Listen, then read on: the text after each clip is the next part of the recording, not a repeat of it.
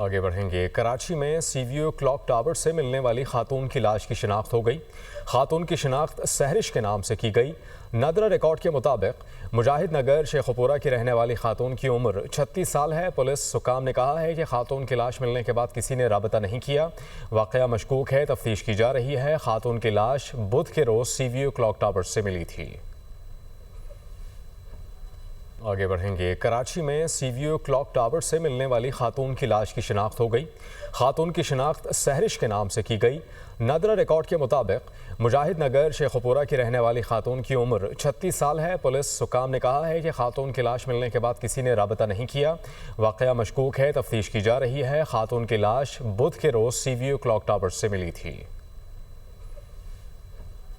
आगे बढ़ेंगे। कराची में सीवीओ क्लॉक टावर से मिलने वाली खातून की लाश की शिनाख्त हो गई। खातून की शिनाख्त सहरिश के नाम से की गई। नदरा रिकॉर्ड के मुताबिक मुजाहिद नगर शेखुपुरा की रहने वाली खातून की उम्र 36 साल है। पुलिस हुकाम ने कहा है कि खातून की लाश मिलने के बाद किसी ने राबता नहीं किया। वाक़या मशकूक है, तफ्तीश की जा रही है। खातून की लाश बुध के रोज़ सीवीओ क्लॉक टावर से मिली थी।